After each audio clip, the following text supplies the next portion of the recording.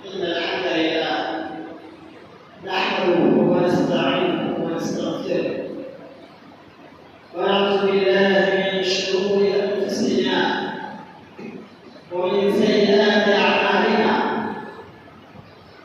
من يهده الله فلا مضل له ومن يضلل فلا هادي له. وأشهد أن لا إله إلا الله وحده لا شريك له وأشهد أن محمدا عبده ورسوله. ثم بعد. يا أيها الذين آمنوا اتقوا الله حق تقاته ولا تموتن إلا وأنتم مسلمون. يا أيها الناس اتقوا ربكم الذي خلقكم من نفس واحدة وخلق منها زوجها وبث منهما رجالا كثيرا ونساء واتقوا الله الذي تساءلون به والأرحام إن الله كان عليكم رقيبا. يا أيها الذين آمنوا اتقوا الله وقولوا قولا سديدا يصلح لكم أعمالكم ويغفر لكم ذنوبكم ومن يطع الله ورسوله فقد فاز فوزا عظيما. أما بعد فإن خير الحديث كتاب الله وخير الهدي هدي محمد صلى الله عليه وسلم وشر الأمور محدثاتها وكل محدثة بدعة وكل بدعة ضلالة وكل ضلالة في النار. أعوذ بالله من الشيطان الرجيم. بسم الله الرحمن الرحيم. قاف والقرآن المجيد بل عجبوا أن جاءهم منذر منهم فقال الكافرون هذا شيء عجيب أإذا متنا وكنا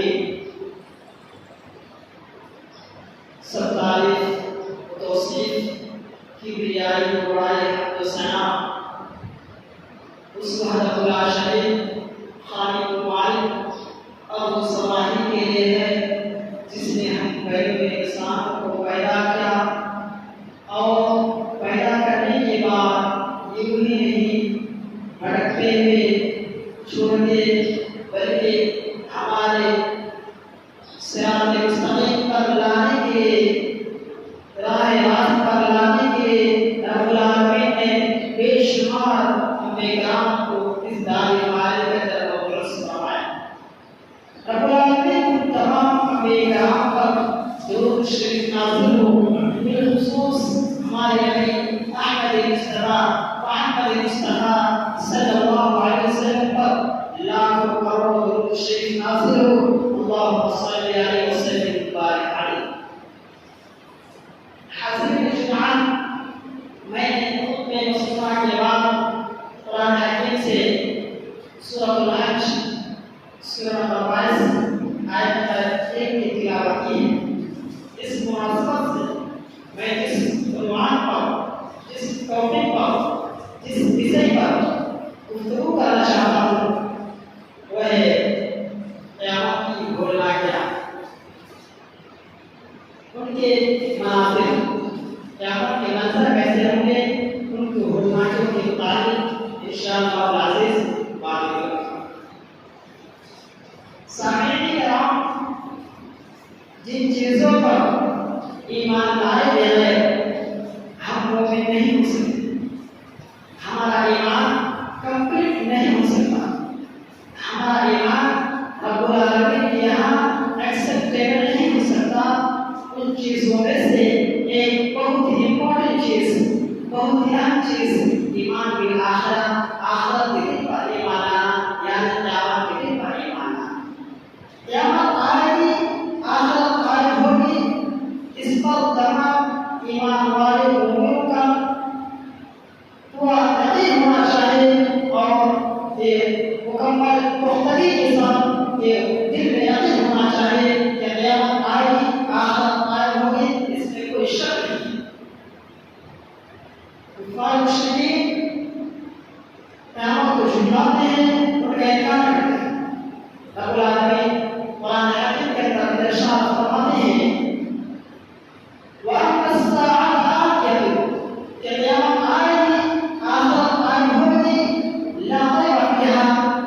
कोई शक नहीं है, जिसमें कोई शक व शुबा नहीं है।